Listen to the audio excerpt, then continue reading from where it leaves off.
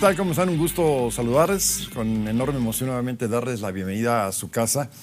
Y ustedes ya conocen este esquema que lleva ya un camino recorrido, iniciando la segunda temporada, el segundo año. Y hoy, nuevamente, pues, y ustedes lo van a poder constatar, una combinación de personalidades, de oficios, aunque hay hilos conductores, pero finalmente 3 historias de éxito. Y voy a empezar por las damas. ¿Y qué dama? Me da un enorme gusto darle la bienvenida. Siento por ella una admiración. Habría que echar la memoria hasta 1982, la época del Canal Cultural 8 de Televisa, cuando empezábamos en este oficio. Y el acercarnos a esas grandes estrellas era realmente impresionante. Y también uno agradece que este oficio nos permite tener acceso a ellos. Cuando yo les diga quién es, pues la presentación queda corta y queda sobrando. Angélica Aragón. Angélica, te agradezco infinitamente que estés aquí. Bastó una llamada, fuiste muy gentil, muy generosa en responderme y me dijiste sí, ¿a qué horas y dónde? Vengo a recuperar a un amigo de tantos años, mi vida. Gracias, Carlos, Angélica. te felicito por este programa y por tu conducción de los noticieros de esta televisión mexiquense. Qué amable Enhorabuena. Están en muy buenas manos porque hay mucha experiencia en hacer televisión y en manejo de noticias en este hombre. Mira quién lo dice, de experiencia. Qué camino tan largo recorrido. ¿Ya cuántos años de actriz? Pues más de 40, yo creo. Más de 40. La primera telenovela en la que participé con una personaje secundario al lado de Otto Sirgo fue El amor tiene cara de mujer. Claro, era Neori. Irane Ori, Sí, claro. Todavía en... Era un salón de belleza, ¿no? En los estudios Sí, de era. Televisa Chapultepec. Ajá, mira. Dirigía el maestro Fernando Wagner. Y yo estaba aterrada porque pues uno de alguna manera se gradúa por la edad que tiene a la televisión sin haber estudiado. Y en el teatro me lo dijo el maestro Antonio Pasí. Dice, es que ni siquiera te sabes parar en un escenario. Entonces yo dije, no, tengo que ir a estudiar. Yo les agradezco mucho que me hayan ofrecido este personaje, pero uno tiene un poquito de pudor en la vida. Claro. Qué padre. Gracias, ya nos platicarás, hay mucho que compartir de tu papá. Bueno, aparte tuve el gusto de conocer, ya te diré dónde. Ajá. Gracias, Angélica, un honor que estés con nosotros. El honor es para mí, te agradezco a ti, Y Carlos. bueno, lo hemos platicado en otras oportunidades, la verdad, pues nos confesamos bohemios y lo hemos dicho en infinidad de ocasiones. El compositor Álvaro Carrillo, cuántas noches, en cuántas veladas, en cuántas reuniones familiares, amores, desamores, siempre sus canciones son referencia del maestro Álvaro Carrillo. Y lo que es la vida, tuvimos la fortuna con Laura, a quien ustedes ya conocen a través de muchos comentarios, mi esposa, compañera de Tere Valle, a quien le mandamos un beso, querida amiga, compañera de Laura en Televisa, y resulta que Tere Valle se casa con Álvaro Carrillo, hijo. ¿Cómo? Y Álvaro, reencontrarte, me reencuentro con un amigo, porque eso te considero un amigo entrañable, a Tere un cariño ahí guardado, pero también lo que representas por ser hijo de quien eres, pero también con tu propio camino, con tu propio talento, y de verdad no sabes la emoción que tengo de verte. Al contrario, muchas gracias. Muchas gracias, un honor que me invites a esta gran ventana hacia el público. Es para mí, para la familia Carrillo, en nombre de mi papá, un gran honor de veras. Muchas gracias y una gran amistad de muchos años que tenemos con ustedes. Ahora sí que este reencuentro para mí también representa mucho por todo lo que vivimos, porque tú eras novio de Laura y yo era novio de Tere, Sí, sí, estábamos sí. en ese asunto. Todo era muy bonito. Sí. No, qué padre. Oye, me decías tu papá, por lo menos 61 canciones famosísimas, éxitos. Sí, él escribió más o menos 500. Qué bárbaro. Un poquito más de 520 y tantas. Pero de esas 300 fueron grabadas. Y de esas 300 son 61 las que han sido internacionales, que tuvieron éxito en muchas partes del mundo. Algunas en varios idiomas, otras nada más en Latinoamérica, Hispanoamérica, pero son internacionales. El andariego, Sabor a mí, El Seguiré mi viaje. Cancionero, Un poco más, Amor mío, La mentira, o La más bien Se te mentira, olvida. qué canción.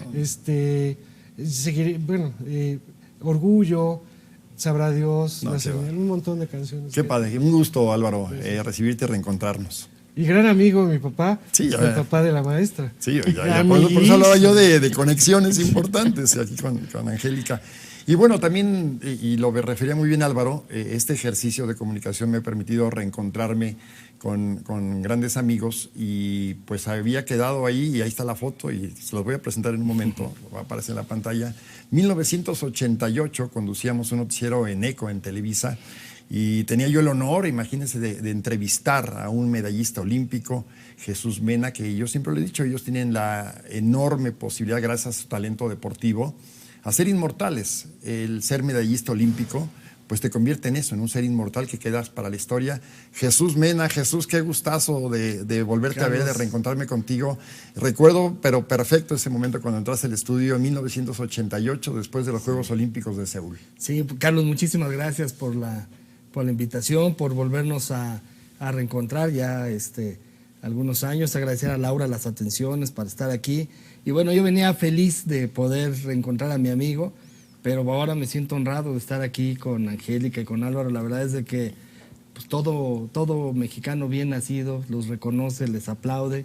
Y bueno, pues todos de alguna manera hemos tenido contacto con ustedes, nos hemos quedado con un pedacito de ustedes, de sus familias. Y la verdad es que es un honor y un privilegio. Carlos, gracias por darme esta invitación. Oye, la vida del deportista pues siempre es sacrificada, ¿no? De chavo, ya platicamos, empezaste muy joven, pues te abstienes de reventones, los santos, hay que estar en una disciplina que exige mucho, pero también con la posibilidad que ahora muy joven pues te estarás recuperando de todo aquello que no disfrutaste, sí, de hombre, bohemias sí, y todo esto, ¿no? Todo lo que hay que dejar a un lado para ir pues en la búsqueda de un sueño. Pero vale la pena. Claro, sin duda. Y es más, si me preguntas, te diría, si hay que hacerlo doble, lo hago doble o hasta triple para poder tener la emoción de estar en un podio olímpico. Cuando se quiere llegar, Angélica, cuando se pone uno una meta, pues sí hay un hilo conductor, es disciplina, trabajo y por supuesto que tengas el talento. Uno de los argumentos que más me caló respecto de la decisión que se estaba tomando hace unos días en el sentido de llevar a cabo o no las Olimpiadas de Tokio, que parece ser que sí van a tener lugar, era que si no tenían lugar, toda una generación de atletas olímpicos en el mundo entero iba a quedar, se iba a mantener desconocida, porque no iban a tener oportunidad de demostrar sus capacidades, porque dentro de 4 años, o bueno, 2 años si es que respetan las fechas exactas, que no entiendo por qué habría que hacerlo, ¿no? 4 años a partir de la última Olimpiada, no pasa nada, pero no. El Comité Deportivo Olímpico Mundial dice que no. Pero ese argumento sí fue muy contundente para mí, que toda una generación se viera sacrificada. Un ciclo olímpico, como le llaman, Fíjate ¿no? que claro, por supuesto, pero más allá de eso, veámoslo como es una celebración de la humanidad, estos Juegos, ¿no?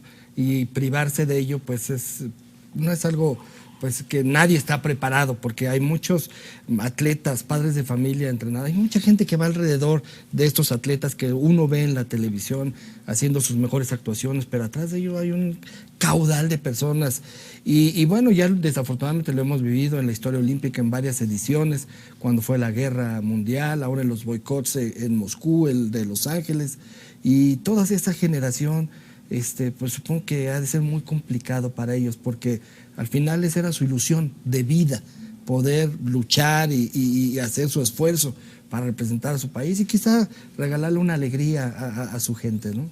Fíjate que lo que referías es que me imaginé, y aquí quién nos lo puede decir, Jesús, de la preparación de una vida para unos Juegos Olímpicos. Además que tengas la posibilidad de estar clasificado para unos Juegos Olímpicos y que de repente no se lleven a cabo, debe ser frustrante, ¿no? Oye, no ha de ser lo mismo competir a los 26 años que a los 20, que a los 30. 27, 30, sí, claro. Ya no es lo mismo, ¿no? No es la misma ¿Tú qué edad energía. tenías en Seúl? Yo tenía 20 años en los Juegos de... En 88. En los Juegos de Seúl 88.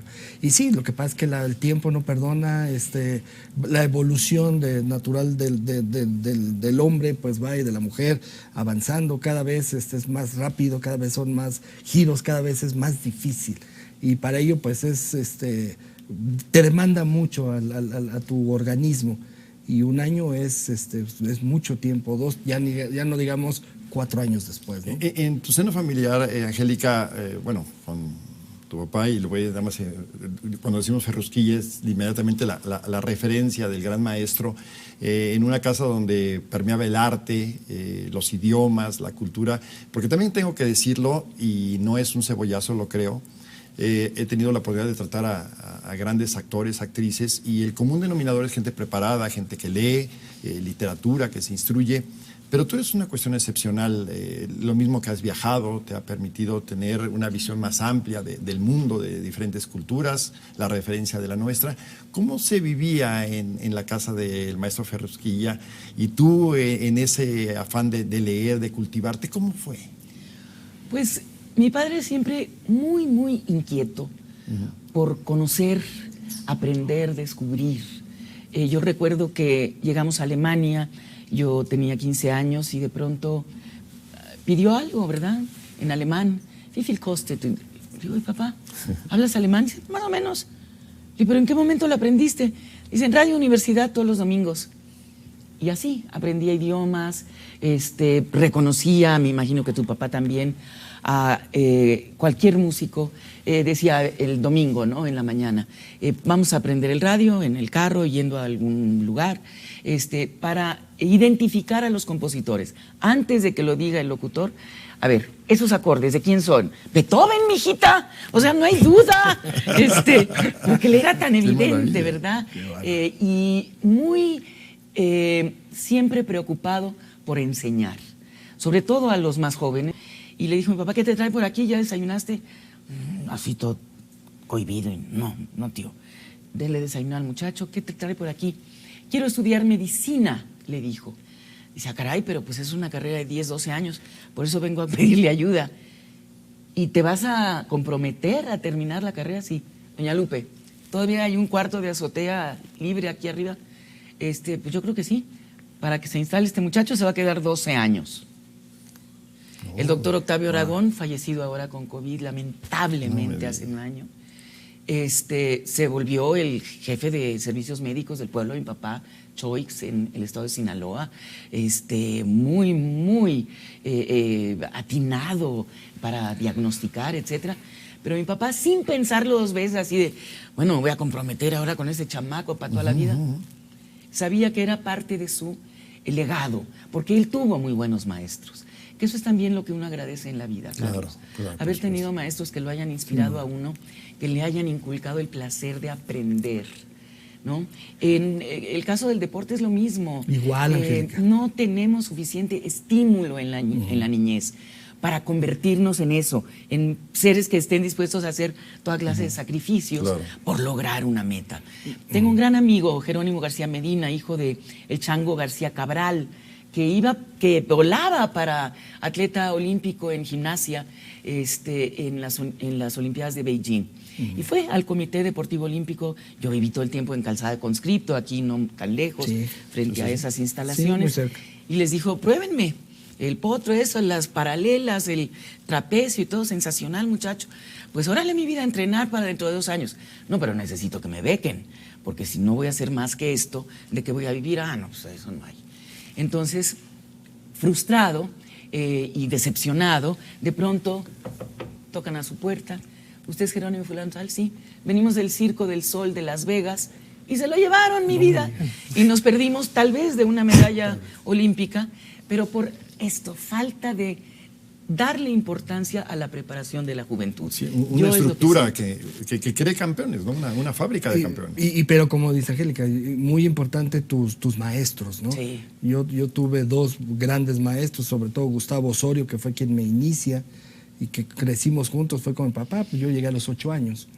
Y posteriormente Jorge Rueda. Y sí, el reconocerles, el aplaudirles, porque pues hace muchos años, cuando uno era niño, joven, pues las condiciones eran distintas. Yo creo que era más la vocación, lo que nos platicas de tu papá, esa generosidad, ¿no? Los entrenadores se convierten en padres, ¿no? Finalmente Jesús. Sí, Carlos, porque termina uno pasando más tiempo con ellos. De ahí la importancia de tener un buen maestro, de lo que sea, pues de la escuela, en este caso en el deporte o en la música, es fundamental. Sí, marcan vidas. Y hay que siempre hay que reconocerlos. Tú viviste con tu maestro, ¿no? Bueno, ayudó para que tuvieras vidas. Hasta los 7 años cuando él murió por un accidente. Sí, muy joven. Pero quien me siguió, la verdad, coachando y la verdad yo se lo agradeceré toda mi vida es Pepe Jara en el aspecto guitarra y escenario, todo eso. Sí, en realidad, yo alguna vez le dije, no, a mi tío Pepe Jara, oye tío, pues fíjate que yo quiero ser trovador. Dice, ¿quieres ser cantante? No, yo quiero ser trovador, y como tú, ¿no? Dice, pues mira, si me hubieras dicho que quieres ser cantante, te metemos a clases de canto, de bel canto, con alguien que sea un profesional, pero para ser trovador tienes que vivir, y tienes que vivir mucho. Dice, porque solamente así vas a poder, solamente teniendo algo adentro que sacar, que dar, vas a poder expresar y vas a poder...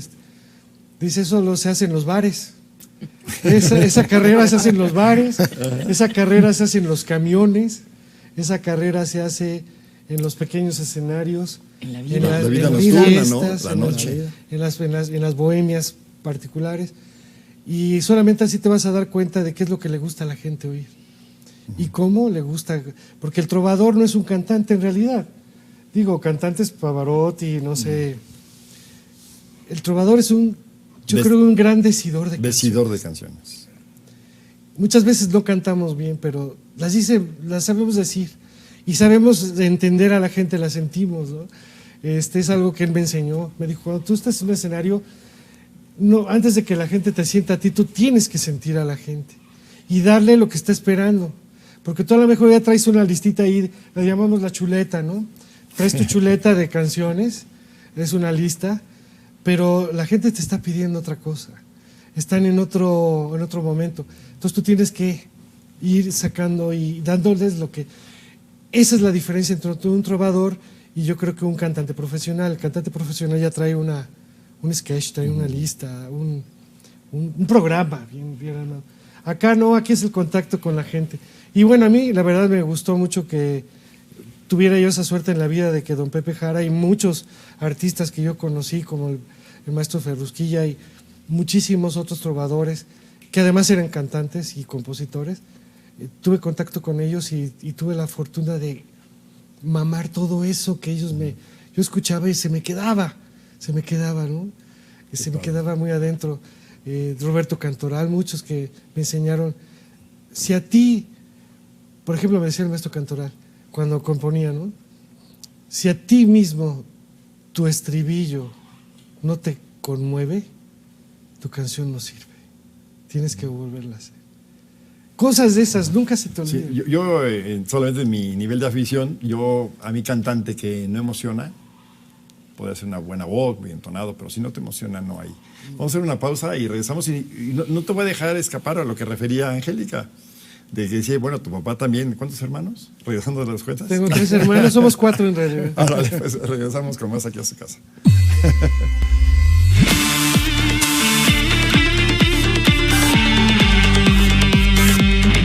Toluca se preocupa.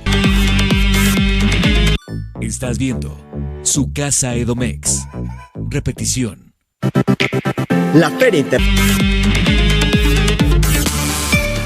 A ver, Álvaro, nos decías, ¿cuántos hermanos? Tengo 3 hermanos, o sea, somos 4 en general. 2 hombres, que somos los mayores, y 2 mujeres.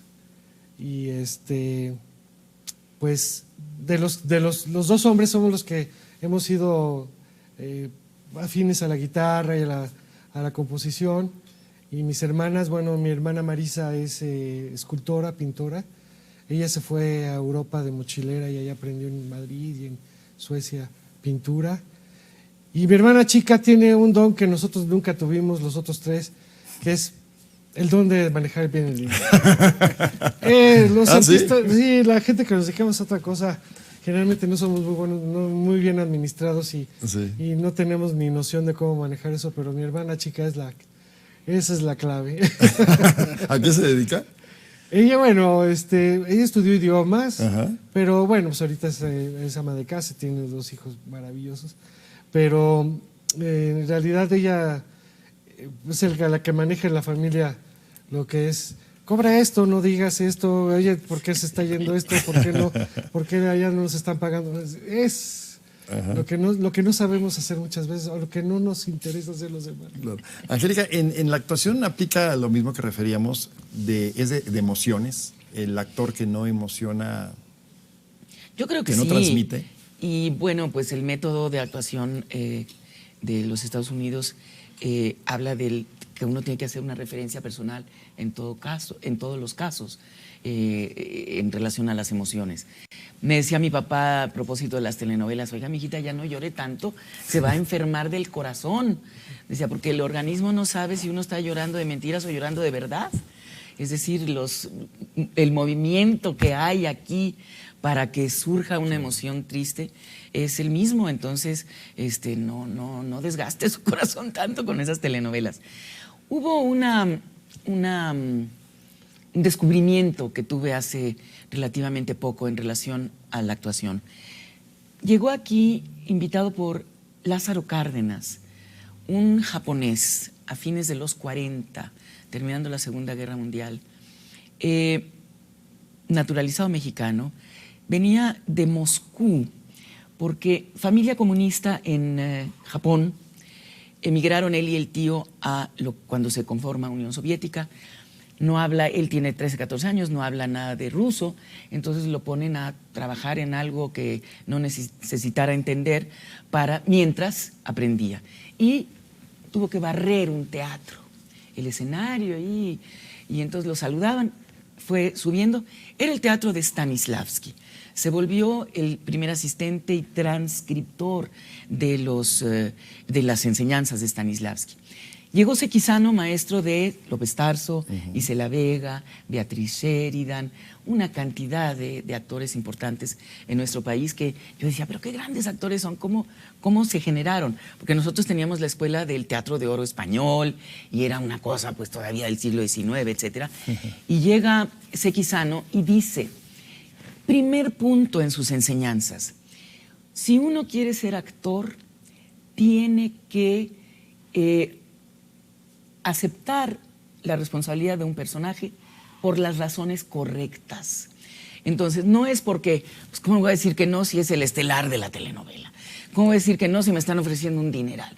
¿Cómo voy a decir que no si es al lado del galán del momento, César Évora o quien haya sido en su...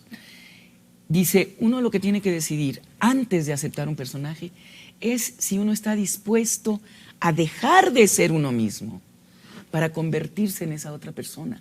Eso es otro proceso, mi vida.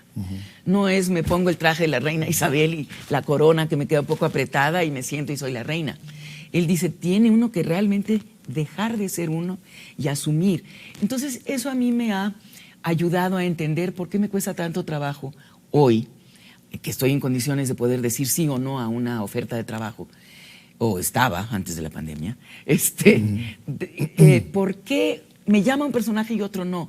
Porque claro, al uno asumir y dejar de ser uno mismo y asumir la personalidad de alguien a quien desprecias, a quien no admiras, es muy difícil. Es muy difícil. Tengo un sobrino que quiere ser actor allá en Sinaloa, me escribe en el teléfono y me dice, tía, me acaban de invitar a un proyecto, es de Alemania en la guerra, no se vaya a ofender, porque yo voy a ser uno de los nazis jóvenes, claro. Pues alguien tiene que hacer los papeles. A mí me cuesta mucho trabajo en mi vida. Yo necesito realmente identificarme para poder respaldar al personaje con todo lo que yo soy, porque si no, me siento como traicionada a mí misma. Pero eso no lo había entendido tan claramente hasta que leí los anales de Sequizano y esa cláusula que es tremenda. El compositor es un poco lo mismo, ¿no? Uno siente que todas las canciones son autobiográficas y no es así. Por ejemplo, la canción de mi papá, que es... perdón, se me está olvidando el nombre. Él fue a un sepelio y estaba la persona doliente y no la dejaban estar a solas con su dolor. Y entonces todo el mundo llegaba a dar el pésame, obligaban a la persona a levantarse, dar el abrazo, pero él sentía que la persona se quería volver a sentar, a estar sola. Y entonces escribe, quiero que mis amigos, sin que se ofendan, me dejen solo, porque me da vergüenza llorar con ellos mi sufrimiento. Entonces uno dice, él está hablando de él. Sí, en una parte. Porque claro, uno trae todo lo que trae de acervo emocional. Pero lo inspira otra cosa externa, pero la llena de emoción porque tiene empatía con esa otra persona. Entonces, mi papá todo el tiempo decía, ¿ustedes quieren ser actrices? A mi hermana, que en paz descanse, a mí. Observen a la gente. Mira cómo camina esa señora. ¿Le aprieta el zapato? ¿O trae lastimado el tobillo? ¿O le habrá dado polio? Pero ve cómo camina, el trabajo que le cuesta llegar. Uno no piensa en... Entonces, todo el tiempo empatía con las personas, que es lo que tiene que tener el compositor. Sí, porque si a tu papá le hubiera pasado en su vida todo lo que escribió, qué vida, ¿no? No, bueno, no, sí. No, muchas canciones sí son autobiográficas, sí, pero él también le componía canciones a las novias de sus amigos para que los amigos pudieran tener un acercamiento. Ajá. Por ejemplo, puedo cantar. Venga. ¿Puedo? Dice maestro. Puedo contar. Primero les voy a contar una historia autobiográfica de él. Si te acercas el micrófono aquí. Sí, cómo no. Nada más, ándale. Aquí está bien, ¿no? Mira, parece que le sabes. Sí. Una historia más o menos autobiográfica. Mi papá estudió en Chapingo, él era ingeniero agrónomo. Así es. Y mientras él era estudiante, muy jovencito, pues Chapingo siempre fue y sigue siendo un internado. Y antes salían los de asueto los sábados y domingos, nada más había puros hombres en ese entonces. Era internado de puros cadetes, ¿no? Era militarizado.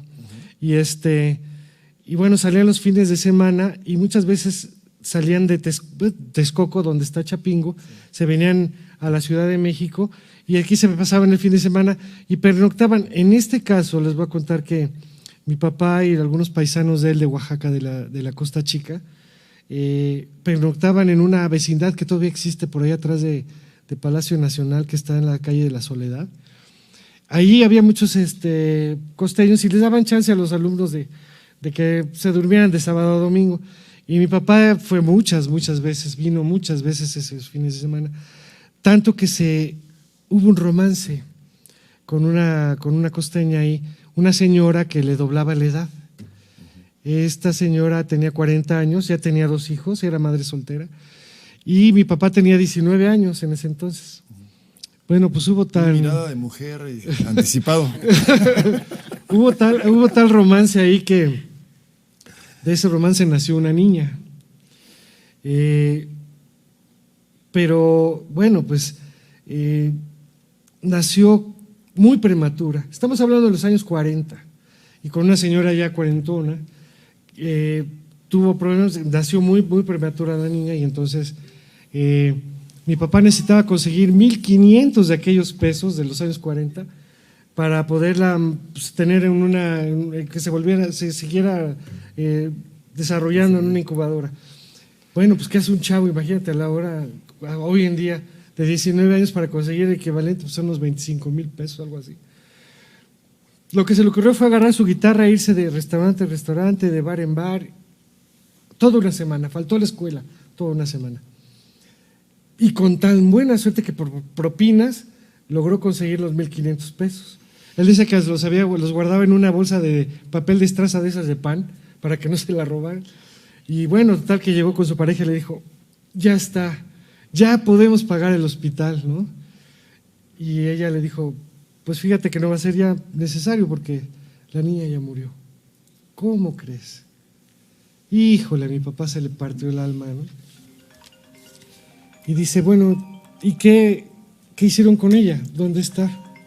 Pues fíjate que nos prestaron mientras un terrenito por ahí en el Panteón de Dolores y ahí la enterramos mientras después la exhumamos y la vamos a llevar a la Costa Chica a enterrar allá. Llévame, le dice a su pareja, llévame, quiero despedirme de mi hija. Y sí, fueron los dos, mi papá siempre con su guitarra, ¿no? Y ahí en su pequeña tumba con florecitas, mi papá le compuso a su hija esta canción que dice, perdona mi tardanza, te lo ruego, perdona el andariego que hoy te ofrece el corazón. Yo que fui del amor ave de paso, yo que fui mariposa de mis flores, Hoy siento la nostalgia de tus brazos, de aquellos tus ojazos, de aquellos tus amores. Ni cadenas ni lágrimas me ataron, mas hoy siento la calma y el sosiego. Perdona mi tardanza, te lo ruego, perdona el andariego que hoy te ofrece el corazón. Hay ausencias que triunfan y la nuestra triunfó. Amémonos ahora con la paz que en otro tiempo nos faltó.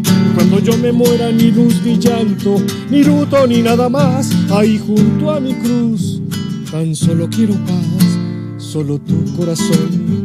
Si recuerdas mi amor, una lágrima llévame por última vez. En silencio dirás una plegaria y por Dios, olvídame después, solo tu corazón. Si recuerdas mi amor, una lágrima llévame por última vez. En silencio dirás una plegaria y por Dios,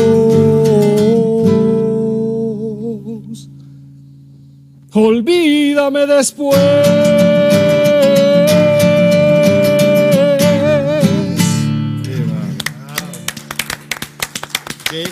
¿Qué cosa? Ahora que escucho esa canción que me gusta mucho, que lo seguiré haciendo por siempre, ya tendrá otra connotación, porque yo lo asociaba con un amor que había perdido y que él era un andariego que iba de flor en flor, pero no sé si te pasa lo mismo. Claro, esto es darle un trasfondo que no es evidente en la canción, porque eso es lo que es interesante del compositor, del intérprete, del dramaturgo. Tenemos un proyecto ahora sobre los diálogos de Isabel de Moctezuma y Hernán Cortés, que procuramos que sea lo más apegado a lo que la mayoría de los historiadores aceptan del comportamiento, acciones, etcétera, de esos dos personajes hace 500 años. Pero más allá de eso, pues hay una interpretación con una especie de licencia poética. Y eso es lo que el compositor hace. No está literalmente hablando de su dolor, como en el caso de un parte médico de psicólogo, sino lo lleva a otra dimensión, al grado que ya ni siquiera sabemos qué fue el incidente tan doloroso que detona esa canción, sino ya se vuelve un canto al amor, un canto a la vida. Exacto, es bellísima. Y el andariego, bueno. Jesús, finalmente, fíjate el símil que voy a hacer, ¿no? Finalmente un trampolín, lo asocio con un escenario, hay un público. En el caso de Angélica, del mismo Álvaro, se levanta el telón, te dan el momento de que tienes que empezar a caminar, a aparecerte en el escenario. ¿Qué pasa por un atleta? ¿Cómo enfrentas ese momento? Porque dices, es el momento y no me puedo equivocar, no hay espacio para fallar. Fíjate que por eso uno pues admira tanto, los admira tanto, porque efectivamente puede ser muy difícil el enfrentar a tantísimas personas que sabes que no tan solo físicamente están ahí, sino todas aquellas que están detrás de la televisión, que están como los que están presentes esperando a ver qué... Y expectantes, ¿no? A ver de qué estás hecho. Te toca, demuéstranos o muéstranos de qué eres capaz, ¿no? Nosotros, bueno, en mi caso, yo lo que podría decirles es que procuraba siempre estar verdaderamente concentrado en lo que tenía que hacer, a tal grado de que me permitiera aislarme de lo que estaba. Quizá uno puede decir estar en sí mismo, repasando los movimientos que debes de hacer y nada más eso. En mi caso, yo creo, quizá en muchos casos, quien diga que estaba ya por hacer su actuación, su clavado en este caso, y que estaba pensando en la bandera o estaba pensando en su papá, yo creo que eso no es posible, porque es tal la presión, la tensión que hay en el ambiente y que uno siente, que si no estás concentrado fallas. por más mecanizado que tengas tus movimientos, porque al final lo que estás haciendo es pararte en la orilla de una plataforma a 10 metros de altura y tienes que brincar y ejecutar movimientos que los has hecho cualquier cantidad de veces, en todas las albercas posibles, y hay que estar muy concentrado. En mi caso yo te diría, lo enfrentaba nada más pensando y repasando una y otra vez en mi mente, visualizando lo que debía hacer y bueno, pues esperando que lo ejecutara tal y como mi mente lo había imaginado. ¿Seúl fue el momento de tu carrera? Sin duda, sí, por mucho.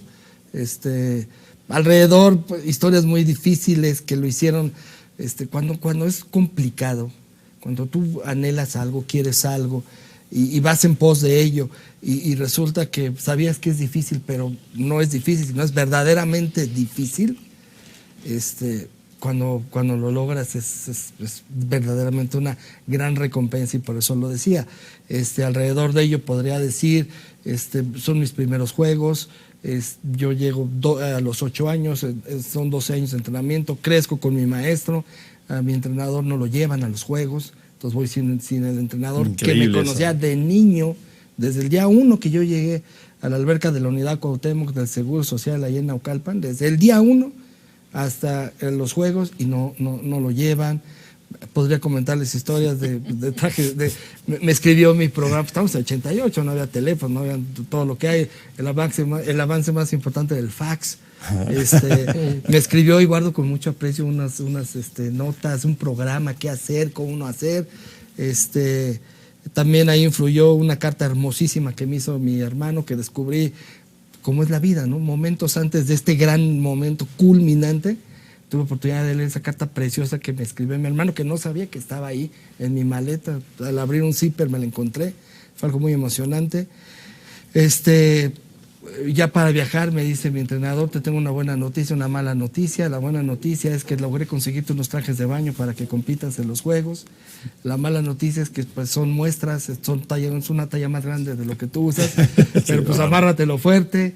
Y todo este tipo de cosas hacen que ese momento sublime, pues uno lo atesore y lo aprecie más. Pues, y lo hace doblemente meritorio, ¿verdad? Se refiere a lo que advertía Angélica, de este sistema tan deficiente en términos generales de la estructura deportiva de México, cuando debes de cobijar a un deportista, ¿cómo le quitas al entrenador que lo ha acompañado durante un boleto de avión a Corea? ¿Cuánto el puede traje costar? de baño. Bueno, vamos a hacer una pausa, ya me enojé. Vamos a hacer una pausa. El traje de baño prestado para competir, lo tiene que devolver al...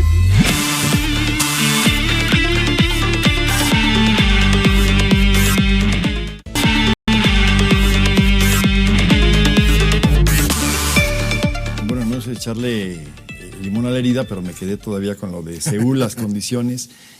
Angélica, hay muchas cosas, yo creo que si cada quien hablamos de nuestra disciplina y más que crítica al país, ojalá que sumáramos para que esta nación estuviera donde debe de estar, tiene todo el potencial. ¿Por qué es tan difícil? Yo siento que en primer lugar, bueno, primero traemos unos atavismos de hace 500 años muy fuertes que nos han vuelto derrotistas. Sentimos que a la hora de llegar a la meta, no, se me hace que no voy a poder. No, ya para qué vamos, yo creo que ya llegamos tarde, vamos a cerrar. O sea, no, hay que estar adelantados a los hechos, no venir corriendo detrás. Pero además nosotros le apostamos, no sé si fue en los 60, a un sistema de educación americano de elección múltiple, en donde no necesitas saber realmente mucho para poder pasar los exámenes. Y eso a mí me parece que es muy lamentable, porque yo tuve la enorme fortuna de estudiar en el sistema francés y toda mi familia. Y el sistema francés es página en blanco, mi vida. O sea, hay una consigna que es la pregunta y te dicen, por ejemplo, compare la vida de un campesino mexicano y un campesino francés en los siglos 10, 11, 12, 13, 14, 15, 16, 17, 18, 19, 20, 21. Pues digo, algo tienes que escribir, no hay nada de que Benito Juárez nació en Moscú, Buenos Aires, Guelatao o Washington. O ninguna de las anteriores. Entonces, no, eso de elección múltiple sí, no te permite pensar. Yo trabajo mucho con el TEC de Monterrey, por ejemplo. Entonces me fueron a recoger 2 muchachas de la carrera de comunicación al aeropuerto. Estamos yendo hacia el campus y les pregunto, ¿se están graduando ya? ¿Cuántos semestres son en la carrera de comunicación? Oigan, ¿y ustedes en esta carrera qué tanto tienen que redactar? ¿Cómo? O sea, ¿qué tanto escriben? Artículos, notas, cartas, van a ser comunicadoras. No escriben nada. Pues no, en 4 años, nada. Entonces, es imposible conocerse a sí mismo si uno no externa sus sentimientos, sus ideas, sus posturas políticas, etcétera. Pero ¿cómo vas a hacerlo si no te han dado oportunidad en toda tu escolaridad de expresarte? Entonces ahí es donde también la expresión deportiva, la expresión artística, la expresión musical. ¿En cuántas escuelas hay clases de música, mi señor? Ninguna. Y somos un país musical. Claro. Pero busca una tienda donde venden instrumentos en la Ciudad de México. En Oaxaca es otra cosa, porque hay muchas bandas. Entonces, por lo menos metales venden, clarinetes y cosas, ya guitarras, no sé. Pero tú quieres una trompeta, quieres un saxofón, hay cantidad de tiendas. Está la vulcanizadora, la tienda de instrumentos, ¿verdad? Las uñas postizas, pero aquí no. Casa Bergham. Había una por aquí, pero yo creo que ya la cerraron. Margolín, sí hubo una Margolín aquí hace mucho tiempo, pero ya no está. Oigan, entonces, ¿dónde va uno a tomar clases de música, a comprar instrumentos? Acabo de ir a una de las casas de música sobre la calle Álvaro Obregón, a comprar una guía, maestro, para el piano, donde están las teclas y las notas musicales. Y eso lo pones sobre la orilla del teclado. Y entonces, bueno, un niño puede ver la nota es esta, te ayuda a aprender sin maestro. Y la quería para mí. Tomé piano hace 1000 años, dije, voy a retomar esto. Oiga, ¿no tiene esa cosita? Híjole, apenas en Estados Unidos. Es como si les estuvieras pidiendo, ya sabes, una flauta de diamantes incrustada, no sé qué. No, es un cartón donde está el teclado del piano. ¿Cómo aprenden los niños a tocar? ¿Quién sabe? Entonces, no facilitamos. Yo me dedico mucho a lectura en voz alta, no solamente con niños, con adultos también, en todo lo ancho y largo de este país. Bueno, antes de la pandemia.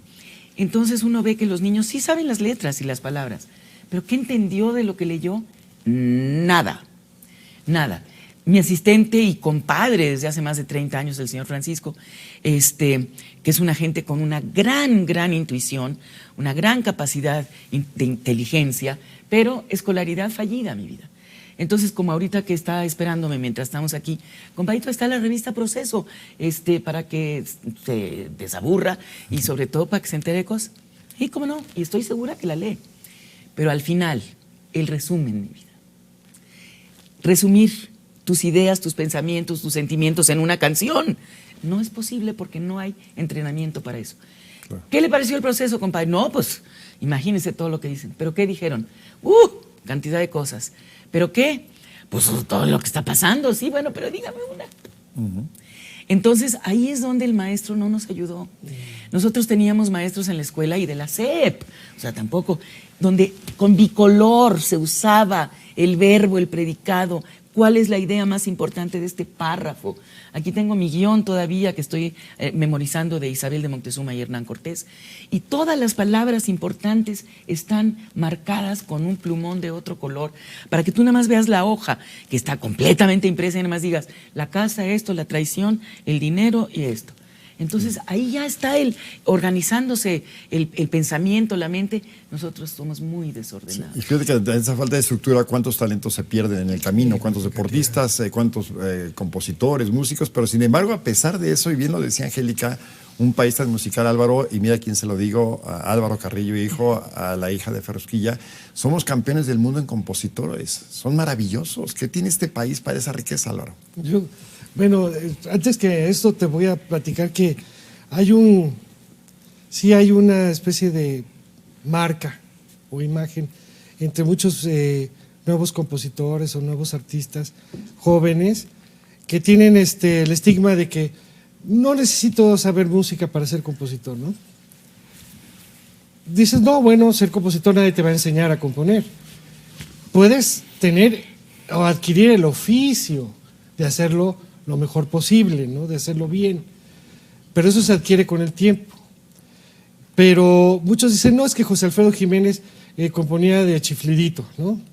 No, es que fulano de tal no sabía nada de música. Y dices, bueno, sí, cierto, son talentos excepcionales, pero contra eso les puedo decir, Consuelito Velázquez tenía maestría en piano, don Agustín Lara era un músico, sabía bien lo que estaba haciendo, estudió música. O sea, grandes compositores de México estudiaron, cuando menos sabían lo que estaban haciendo en el instrumento porque tocaban un instrumento.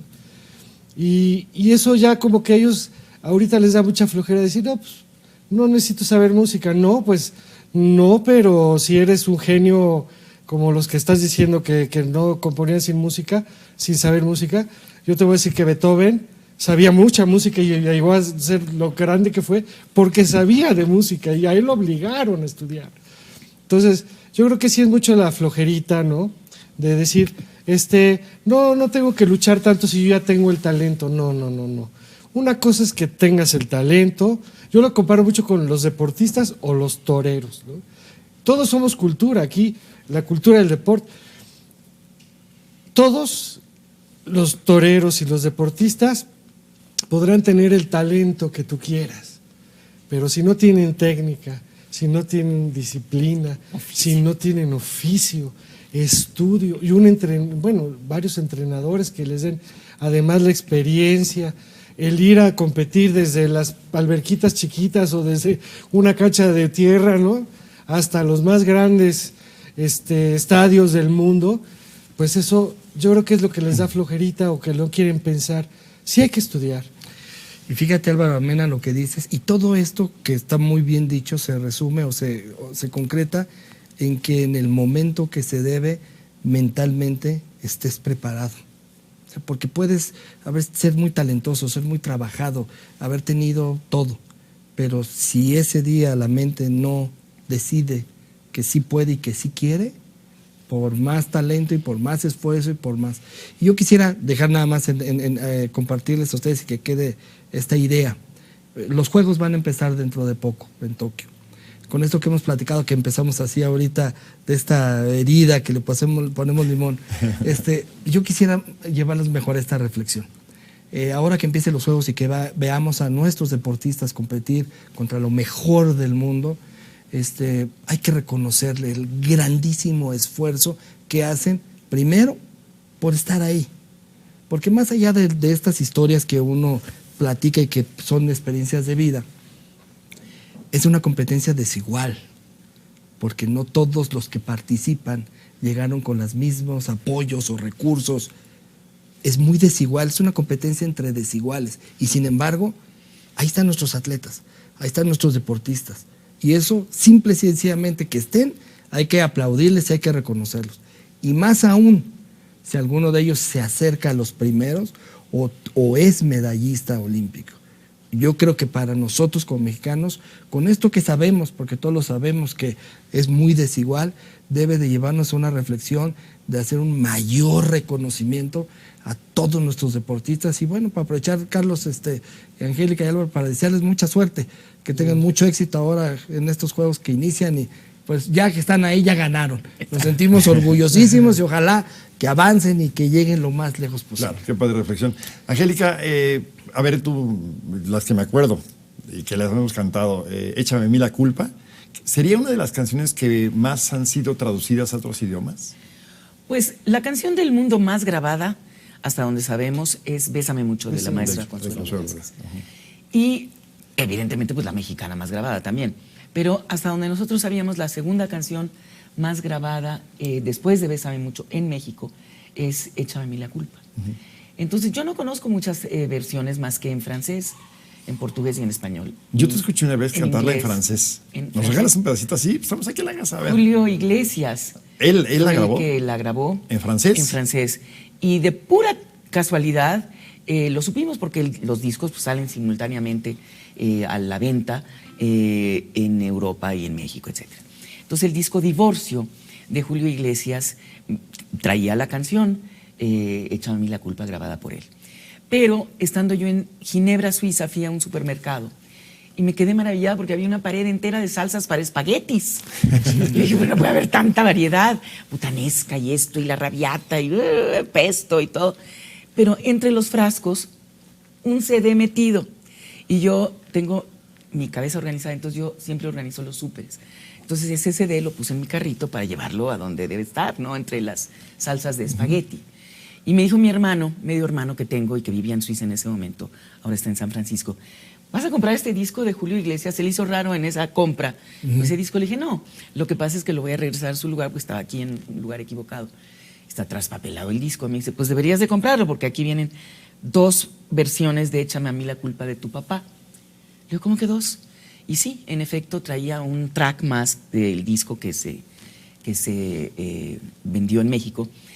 Y no sé si la recuerde toda, pero dice más o menos en una versión creo que muy afortunada, porque habla exactamente de lo que dice la canción en español.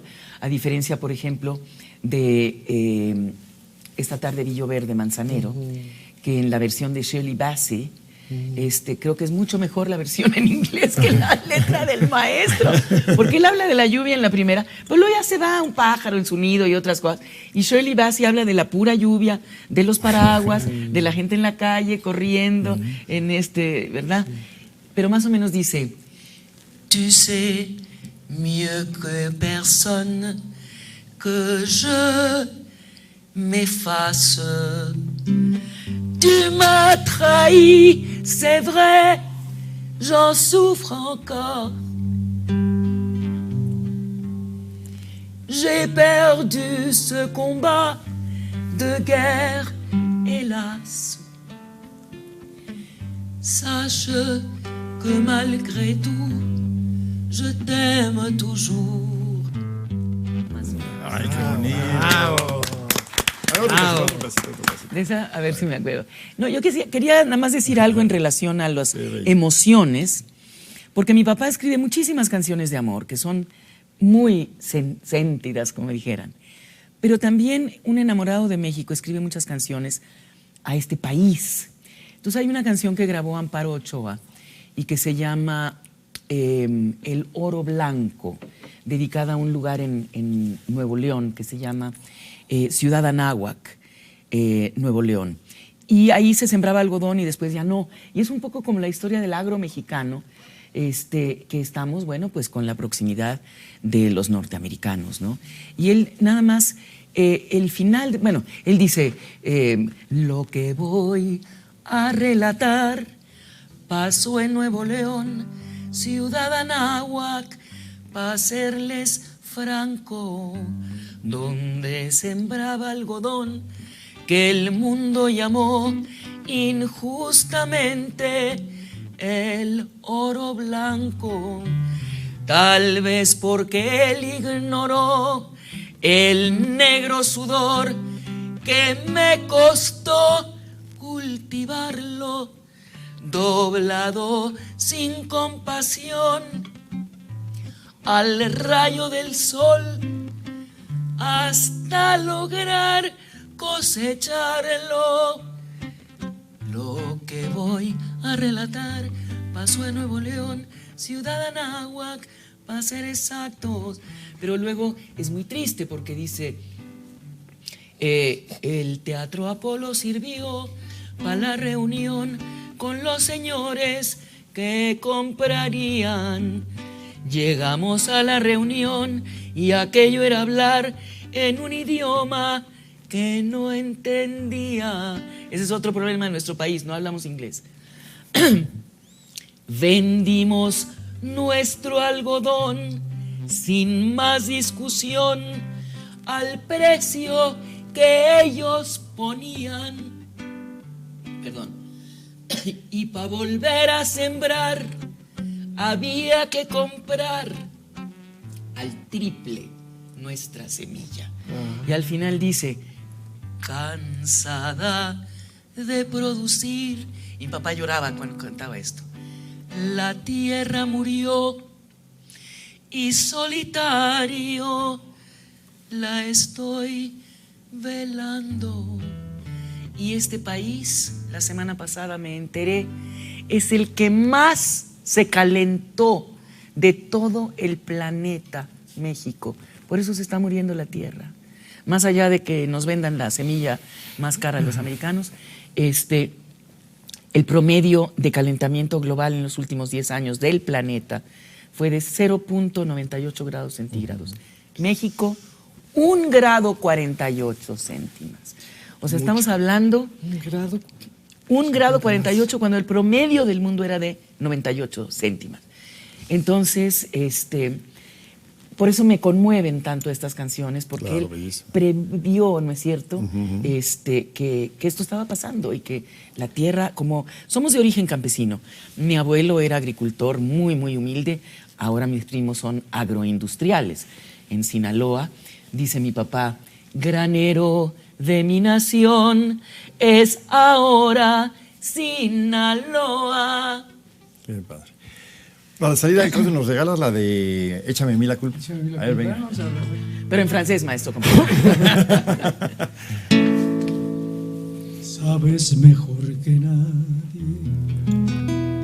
que me fallaste, que lo que prometiste se te olvidó. Sabes a ciencia cierta que me engañaste, aunque nadie te amara igual que yo. Lleno estoy de razones para despreciarte, y sin embargo quiero que seas feliz, que allá en el otro mundo, en vez de infierno, encuentres gloria, que una nube de tu memoria me borre a mí. Dile al que te pregunte que no te quise. Diles que te engañaba, que fui lo peor. Échame a mí la culpa de lo que pasa. Cúbrete tú la espalda con mi dolor, que allá en el otro mundo, en vez de infierno, encuentres gloria, y que una nube de tu memoria me borre a mí. Échame a mí la culpa de lo que pasa.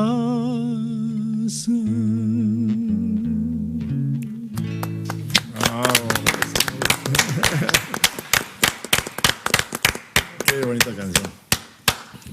Muy poco religioso mi papá, en el sentido de ir a la iglesia, etcétera, pero muy místico. Entonces, con nuevamente una profunda empatía por el fervor religioso que él entendía, aunque no, vamos a decir, practicaba, ¿no?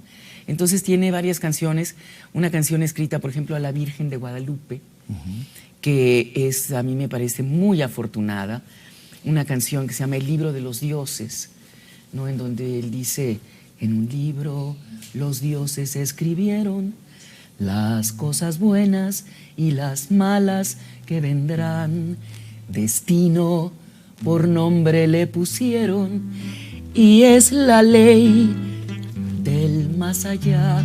Ese más allá, como allá en el otro mundo, no se sabe qué es, pero intuimos que hay algo más.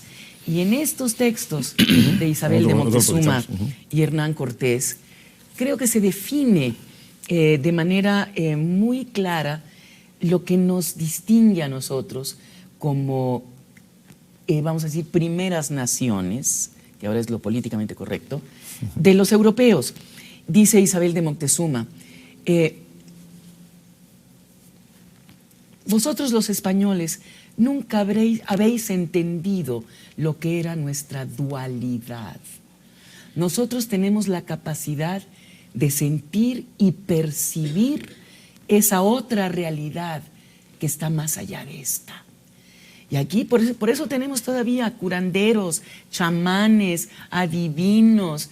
El jefe del Consejo de Ancianos de la comunidad Seri, don Antonio Robles, en Punta Chueca, Sonora, fallecido hace 1 año y medio, me dijo que le entregara yo un folder a un político en Sonora porque había ido a visitar a la etnia, era candidato a la gobernatura y ellos le habían pedido algo a cambio que era 50 pisos de casa, pie de casa.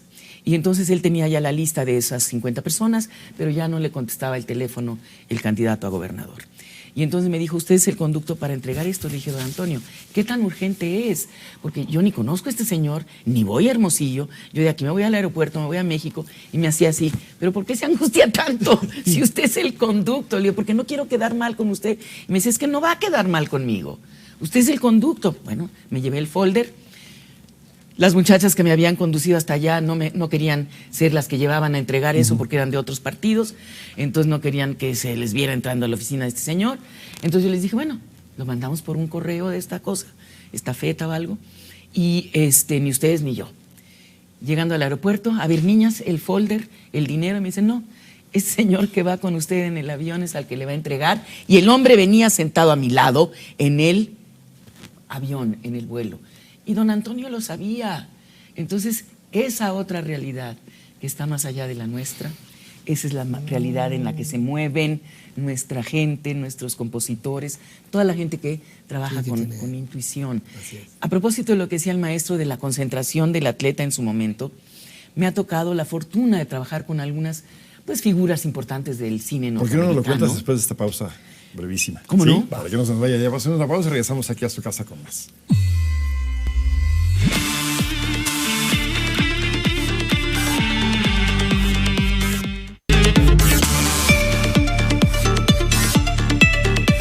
Quedamos ahí, Angélica, con lo que nos compartías de la concentración, lo que refería a Jesús. Mira, en el cine, por ejemplo, hoy en día uno entra a un foro de cine en México o de televisión y tiene el asistente de dirección o alguien que exigir, pero muchas veces silencio. ¿Se pueden callar, por favor?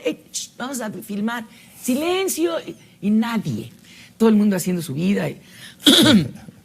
Los actores americanos que llegan a un nivel en donde tienen la responsabilidad de la película encima, que son muchos millones de dólares, pasan unas indicaciones al inicio de la película a todo el staff, a todos los actores. Por favor, no hacer contacto visual con el maestro Álvaro Carrillo. Entonces todo el mundo, ay, pero qué payaso, ahora resulta que no se le puede ni ver. No, porque en el momento en que uno hace contacto visual ya lo está distrayendo. Y como son figuras muy importantes, si es Clint Eastwood o Woody Allen, ¿no? Entonces todo el mundo quiere tener algo que ver. Y todo el mundo, oiga, yo lo vi en la película, y yo lo saludé una vez en no sé dónde. Pues sí, pero no es el momento de esta conversación. Entonces por eso, ellos no levantan la vista, nunca, cuando están trabajando, ¿no? Y uno no puede llegar con nada. Hay una gente ahí que el señor está concentrado. Me tocó con un gran actor sueco, yo era un principiante totalmente. Estábamos en Durango, él es Max von Sydow. Yo creo que ya murió de todas las películas de Bergman, etc. Y él iba de legionario romano, con armadura de metal y guaraches y casco y todo. Y sentado esperando, con su armadura no se quitaba nada. Habían contratado unas niñas duranguenses allí de extras, que eran las odaliscas de Dalila, era una cuestión bíblica, de Sansón y Dalila. Y las niñas, claro, no eran actrices ni mucho menos, pero yo decía, el pobre señor que se quiere concentrar, Max von Sydow, y ellas, oye, ¿cómo pica la peluca, no? Ya está como que se me está zafando. Y yo decía, niñas, no, pero ahorita no están grabando. No, en primer lugar no se graba, se filma. En segundo lugar, vean a este señor que está tratando de pensar lo que tiene que hacer. Entonces sí. ¿Tu vista dónde está en la plataforma, en el trampolín? Está, bueno, primero ya que uno está en la orilla de la plataforma. Y además los deditos así sobre el DC. Ay, no. Lo siguiente es un poco como los bailarines, ¿no? O sea, porque son puntos de referencia, que esto es lo que te entrenan. Entonces tu vista debe de estar enfrente y sabes que si vas a dar vueltas, brincas, ves tu punto de referencia, a la primera vuelta cambia y es el agua de la alberca, a la segunda vuelta vuelves a ver el agua, a la tercera vuelta vuelves a ver el agua, pero sabes que pasando tu tercer punto tienes que estirar tus piernas hacia arriba porque atrás de ti está el agua. Esa es la técnica, que es como el bailarín que gira sobre su eje, pero siempre... Pero todo eso, ¿en cuántos segundos? En un segundo, sí, una fracción, son fracciones, por eso es el y entrenamiento. para no tener un distractor, como refiere Angélica, mientras estás ahí en la plataforma previo al clavado, ¿en dónde está tu vista? ¿En la nada? En la nada, hacia adentro, pues. O sea, estás procurando visualizar, que es fundamental. Pero para todo esto hay técnicas. Yo me enteré después de todo esto, que eso se enseña en Estados Unidos de una manera natural. Y uno, pues, que lo tiene que ir aprendiendo si uno tiene la fortuna, pero pues tú te das cuenta y dices, pues con razón, si a mí me enseñaran como parte de mi entrenamiento a concentrarme, pues a lo mejor otra historia hubiera sido, ¿no? Claro, y así fue. La respiración ayuda mucho. Sí. A ver, oír uno su hasta propia jaló aire, respiración Álvaro. para de verdad borrar porque además dicen, híjole, ¿cómo falló el penalti Guardado? Mi vida, tiene 15,000 gentes gritándole cuando está por meter una pelota así en una portería, sí. ¿no? Y los no contrarios le chiflan. Sí. No, porque quieren que falle. Pero... Así ahorita, cuando cante el maestro, vamos todos a hacer ruido. Álvaro, ¿sería Sabor a mí la más grabada, la más de la que hay más versiones de tu papá? Sí, yo creo que sí. Y es una canción que les voy a contar la historia. Ya mi papá, después de 3 años de noviazgo con mi mamá, pues pidió su mano. No la había pedido antes porque se casó primero una tía, luego un tío, etcétera. No querían dejar sola a mi abuela. Y entonces ya le dieron la mano de mi mamá. Y él estaba muy contento. Después de 3 años se le había hecho ya realidad su sueño de poderse casar con él. Y bueno, un día lo invitaron. Él trataba de salir con ella con cualquier pretexto, ¿no? Y lo invitaron a ser padrino de una generación de una escuela. Y dijo, no, pues claro que sí. Invitó a mi mamá y era el pretexto para verla lo más seguido posible. Y bueno, llegaron a ese evento, les pusieron su mesa de honor. Y a todo alrededor, pues la chamacada y los profesores y todo. Y a mi papá le sirven su botella de whisky y a mi mamá sus refrescos, porque ella no tomaba, ¿no?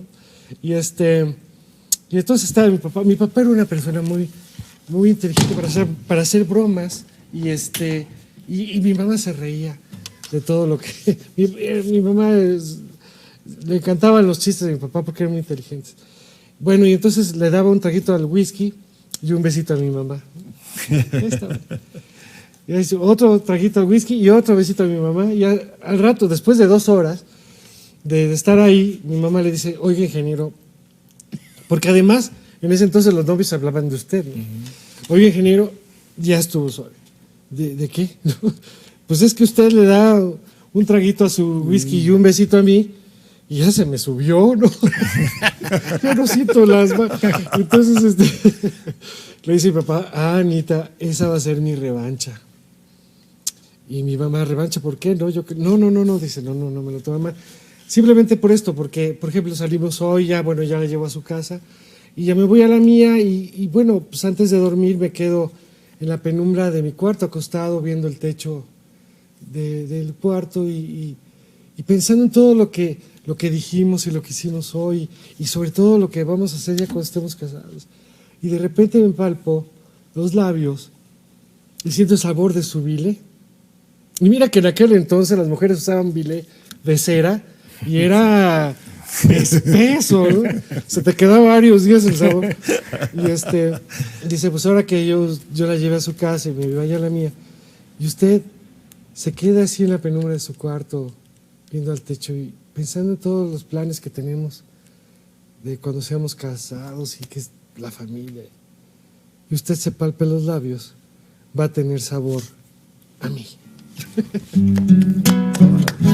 Tanto tiempo disfrutamos de este amor, nuestras almas se acercaron, tanto así que yo guardo tu sabor, pero tú llevas también sabor a mí. Si negaras mi presencia en tu vivir, bastaría con abrazarte y conversar. Tanta vida yo te di que por fuerza tienes ya sabor a mí. No pretendo ser tu dueño, no soy nada, yo no tengo vanidad. De mi vida doy lo bueno, soy tan pobre que otra cosa puedo dar. Pasarán más de 1000 años, muchos más. Yo no sé si tenga amor la eternidad, pero allá tal como aquí, en la boca llevarás sabor a mí. No pretendo ser tu dueño, no soy nada, yo no tengo vanidad. De mi vida doy lo bueno, soy tan pobre que otra cosa puedo dar. Pasarán más de 1000 años, muchos más.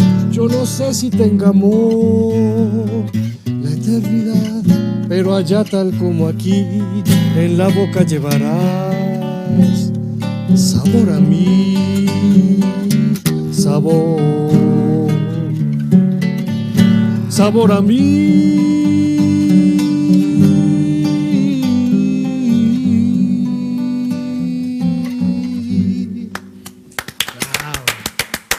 ¡Qué bárbaro! Y qué buena historia, ¿eh? Pero además la nobleza de los compositores de esa generación. De mi vida doy lo bueno, ¿qué otra cosa puedo dar? Esa nobleza de los compositores. Yo me permití grabar un disco de canciones de mi papá hace un tiempo porque ya las grandes voces que lo interpretaron pues se acallaron, ¿no es cierto? Entonces, el disco se llama Silencio Corazón, que es una canción del maestro José Alfredo Jiménez, porque el maestro dejó una serie de letras, ¿no es cierto?, que no musicalizó, y la familia del maestro, José Al, Palomita, etcétera, le pidieron a mi papá que las revisara a ver si salía algo, y salieron 6 canciones. De entre ellas, esta Silencio Corazón, que sin duda es muy hermosa, pero mi papá decía, yo no le voy a cambiar la letra al maestro José Alfredo Jiménez, que es mi maestro, pero se me hace que se equivoca cuando dice este tipo de cosas. La primera persona le está hablando a su propio corazón, ¿no es cierto? La primera voz. Y entonces dice, silencio corazón, de tanto palpitar me vas a matar, ¿no? Pero entonces le dice, pues está en un desamor, ¿no? Ya no te acuerdes de ella, olvídala.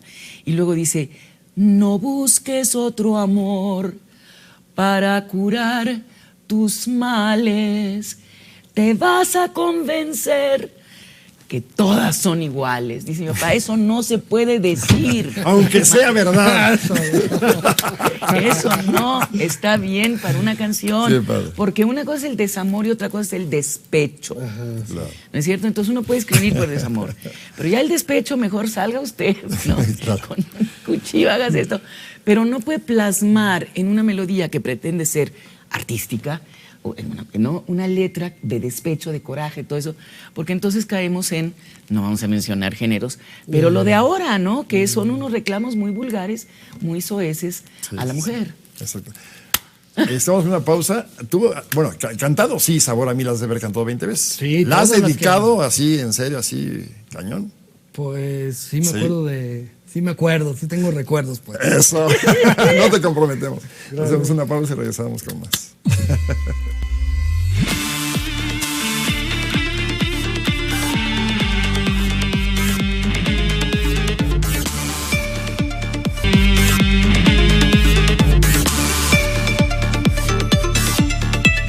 Ahora que refería Jesús lo que implica para los deportistas mexicanos el competir con lo mejor del mundo, yo te lo decía porque creo en ello, Álvaro, y también me gustaría escuchar a Angélica que nos diga de qué tamaño son nuestros actores, el teatro que desarrollamos en México.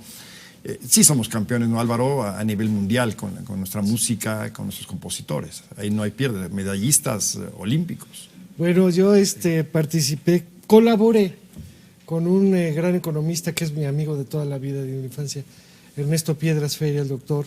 Él tiene maestría y doctorado en la London School of Economics en Inglaterra y hizo un estudio de cuánto vale la cultura en México. Vamos a hablar en pesos, en dinero. ¿Cuánto vale la cultura del deporte? La cultura en general. Todo lo que son literatura, poesía, teatro, todo, incluso artesanos. Están incluidos los deportistas y los científicos. ¿Sabes qué? Producimos en México el 7.11 de nuestro PIB, nosotros. Y no se le invierte ni el 0.5 del PIB a apoyarnos o apoyar a los nuevos valores. Eso es bueno y no estamos tomando en cuenta lo que es el mercado gris y el mercado negro, o sea, la piratería, no estamos contando lo que es chueco, ¿no? Lo que se vende sin pagar impuestos o sin derechos de autor. Nada más lo que es derecho, lo que está protegido por el derecho de autor.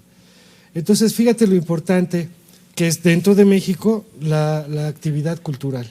Ahora, vamos a hablar del mundo.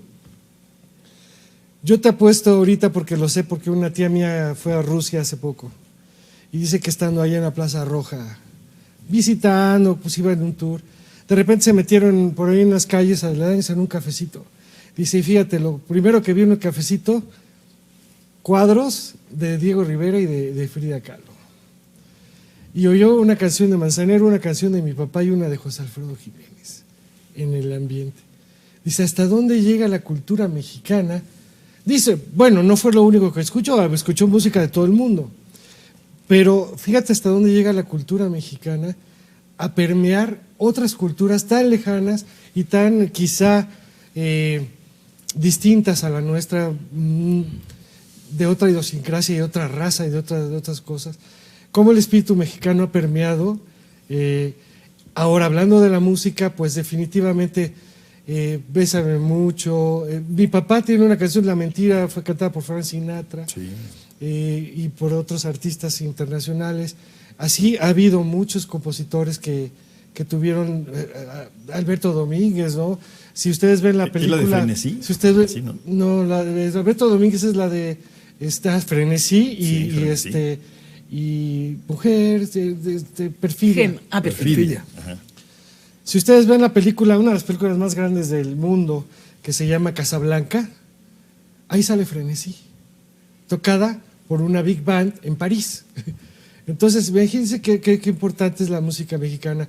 Sí, no tenemos en México la mercadotecnia o el poder mercadotécnico suficiente como el de los gringos o el de los ingleses para repartir nuestra música por todo el mundo inmediatamente que se graba. Que hoy también con las herramientas puede ser un vehículo más fácil, ¿no? Las redes sociales. Pero te voy a decir una cosa, tal vez no seamos el país productor de música que más se vende, pero estoy seguro que es el que produce la música que más se siente.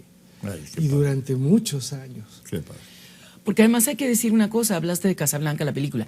El cine mexicano, que tuvo una gran proyección mundial, estaba lleno de nuestra música.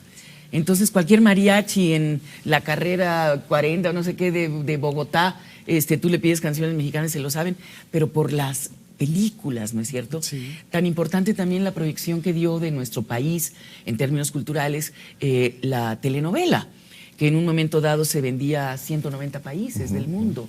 Sí. Entonces, lo que estás diciendo, ¿no? De ver los cuadros de Diego Rivera o de Frida Kahlo en Moscú y nosotros de vernos Lucerito en aquel momento y yo en unas fotos chiquititas como de timbre postal en un periódico en China, ¿no? Donde estaba la reseña de la telenovela. Chispita, etcétera. Entonces, estos medios han hecho muchísimo por promover nuestra cultura, mucho más que nuestro servicio exterior. Sí. Porque yo recuerdo los que estén oyendo aquí en el Estado de México, que 15 de septiembre, Embajada de México en Londres. Yo iba con un traje divino de Yalalac, del estado de Oaxaca, con una cruz de plata de esta, con ácido, no sé cómo le hacen, mi rebozo, etcétera, y no me dejaron entrar a la Embajada Mexicana el 15 de septiembre porque no era de disfraces. Ay, Dios. Claro que yo armé un escándalo, pero eso somos, despreciamos lo nuestro, promovemos lo extranjero y no nos hacemos justicia. Ahora, cuando decías de los científicos, ese es otro tema triste. Sí, a ver, no quiero perder la idea, perdón Álvaro, ahora que referías, y por supuesto que quería yo llegar a ese punto, preguntarte lo mismo que a Jesús y a Álvaro. Tú que tuviste una formación en Inglaterra, la actuación, que de pronto se desprecia el género de la novela frente ahora a las series que deslumbran. Tú marcaste un antes y un después desde mi punto de vista de televidente, sin ser experto, mirada de mujer, ¿fue el 97? 97. ¿De qué estatura son nuestros actores, nuestro género novela, del cual creo yo nos debemos sentir muy orgullosos? ¿Cómo está eso? Pues lo que pasa es que han cambiado mucho las generaciones. De pronto surgieron escuelas de formación actoral de las propias televisoras, que realmente lo que estaban haciendo, o están haciendo, es producir una cantidad de gente que necesitan, con los requisitos que necesitan. Necesitamos a la villana rubia de ojos azules. Ah, esta señorita, que venga. Pero es actriz, no importa, pero es rubia de ojos azules. Ajá. Entonces yo siento que tiene mucho menos que ver con la vocación que con el aspecto físico, con la personalidad. Entonces, ahí es donde siento que se perdió una disciplina mucho más estricta que tienen las escuelas de teatro, porque finalmente hay que estudiar teatro para luego hacer televisión. Nosotros en la escuela de teatro en Inglaterra ni siquiera nos preparaban para televisión y cine, porque apenas estaban esos medios teniendo la necesidad de actores formados, que no fueran ya figuras muy establecidas.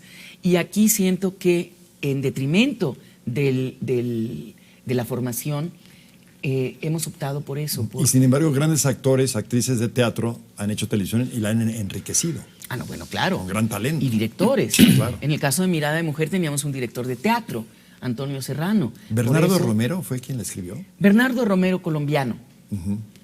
Y después quisimos que escribiera una segunda parte, pero él ya estaba muy enfermo. La hija de él empezó a escribir algo que no servía y finalmente se hizo aquí y no tuvo nada. Pero los actores de teatro enriquecieron muchísimo la telenovela. Valentín Pimstein tuvo el acierto, creo, de invitar actores de teatro a la televisión, incluso actores cómicos a la televisión, y combinar los elencos de esa manera.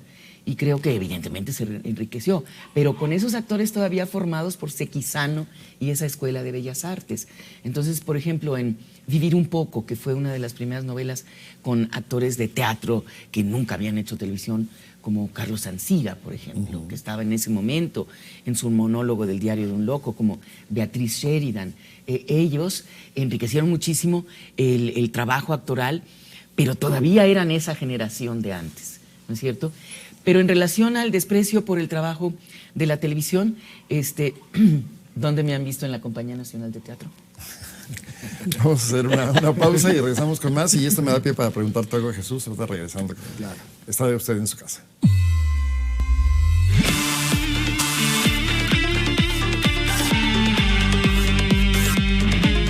Toluca se preocupa.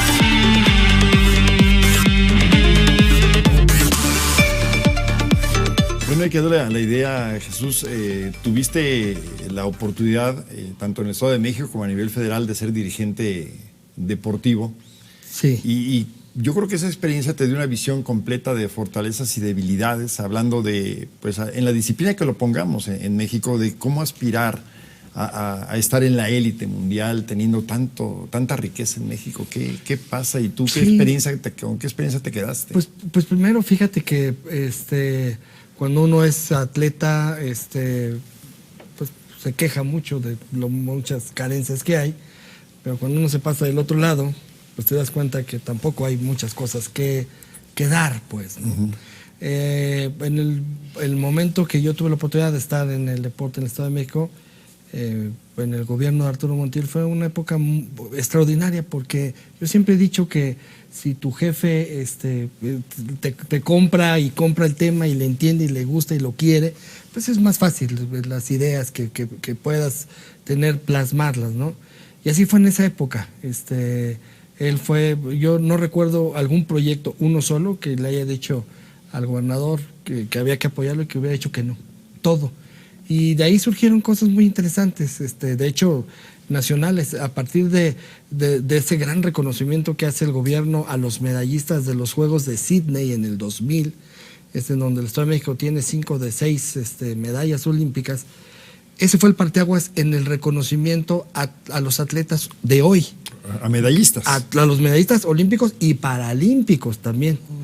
Gracias a ese reconocimiento que hizo en su momento el gobierno del Liceo Montiel, se siguió y se estableció, para fortuna de todos los que han seguido siendo o que han sido medallistas olímpicos y paralímpicos después. Posteriormente, pues en la CONADE, pues ya es una visión nacional, y lo único bueno pues es que te das cuenta que hay un talento impresionante. Hay todavía muchos retos que debemos de afrontar como país, como mexicanos, que debemos comprender y entender que, hablando deportivamente, por supuesto, el adversario está afuera, no somos nosotros. Hay países que lo entienden muy bien y que le sacan un provecho tremendo. Mencionaré uno, Australia. A Australia no le importa saber si una de sus provincias o de sus estados es más importante deportivamente que el otro, eso no le interesa. Le interesa cómo ganar a los alemanes, cómo le ganan a los rusos, cómo le ganan a los chinos. Esa manera de pensar creo que mucho nos ayudaría a nosotros. Pero bueno, son los retos que ojalá estas nuevas generaciones de dirigentes pues lo afronten de esa manera, y que al final podamos tener dos funciones que son básicas. Que más mexicanos estén involucrados en alguna actividad física, porque es bueno para la salud, para mantenerla, para promoverla, y por otro lado aquellos que tengan talento, que puedan ser ayudados para que brillen y que nos hagan sentir orgullosos de lo que somos, de dónde venimos y lo que podemos hacer. Sí, estuve en una mesa ya hace tiempo, se estaba definiendo el eslogan para celebrar un año de independencia de México, y surgió ahí la idea y se me quedó grabada, no cristalizó exactamente como se planteó, pero era muy buena, ¿y tú qué le vas a regalar a México? O sea, ya en lo individual, sí, los gobiernos, que siempre hay queja, deficiencias, pero sí, ¿y tú qué le vas a regalar a México? Yo creo que deberíamos empezar por ahí, ¿no? Tú le has regalado mucho. Pues yo heredé, afortunadamente, ¿sí? de mi papá, un profundo amor por México. Recuerdo que salíamos todos los fines de semana en su carro y decía, miren, aquí es donde se cultiva la fresa, aquí es donde... Uy, pero huele muy mal. Bueno, porque aquí es donde hay cerdos, pero este es el olor del campo, esto es un olor de vida, no les puede parecer desagradable, etcétera, etcétera. Entonces, yo el compromiso que tengo ahorita con mi país, a nivel muy personal, no es institucional ni nada, es cada niño que me toca hacer trato de incentivarlo. ¿No es cierto?, de llevarlo hacia otra visión de las cosas y de las posibilidades que tiene, ¿no? Entonces, el placer, la satisfacción de que un niño por primera vez lea una página completa ya sin ningún dibujo, y que sudando aquí al final, leo, Emiliano, leíste toda la página solito, ya sabes leer, pero él solo tiene que demostrar a sí mismo. ¿Desde qué edad tenemos que empezar con el deporte, mi Señor Jesús? Desde la más temprana. Bueno, ¿no? desde el año. ¿Él empezó 11 años? Yo empecé a los 8 años, pero hay que empezar antes. Yo también creo. Porque es parte de la vida. O sea, tiene que ser parte de la vida. Es una cultura de vida. ¿no? Es una cultura de vida. Hay que incorporarla y hay que llevarla toda la vida, pues. O sea, no es, porque tampoco es un momento, no es un periodo. Hay que procurar llevarla siempre, que vaya de la mano. Ya me empezó a entrar la angustia de los tiempos. Nos estamos enfilando desgraciadamente a la recta final. Diga. ¿Cuál canción del maestro Ferrosquilla? El maestro la va a interpretar el tiempo que te quede libre. Tiempo que te quede libre. Que don Ahí tú ayudas. Don Jacobo Zabludowski, que en paz descanse, le dijo a mi papá, fíjate que hay una canción en Argentina que muy, muy popular, que se llama algo del tiempo, no sé qué. No sé, averígüeme de quién es. Y le dijo a mi papá, de un servidor. Y dijo, sí, chucha, ¿cómo no? Qué bella canción.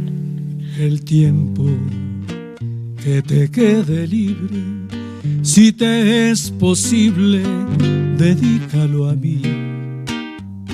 A cambio de mi vida entera, de lo que me queda y que te ofrezco yo.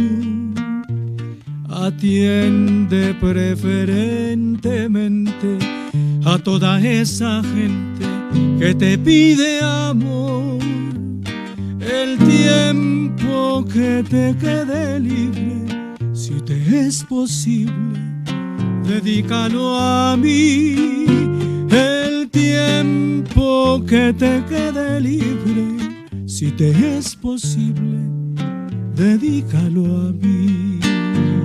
No importa que sean 2 minutos o si es uno solo, yo seré feliz con tal de que vivamos juntos lo mejor de todo, dedicado a ti. Y luego, cuando te reclamen y otra vez te llamen, volveré a decir: el tiempo que te quede libre, si te es posible, dedícalo a mí.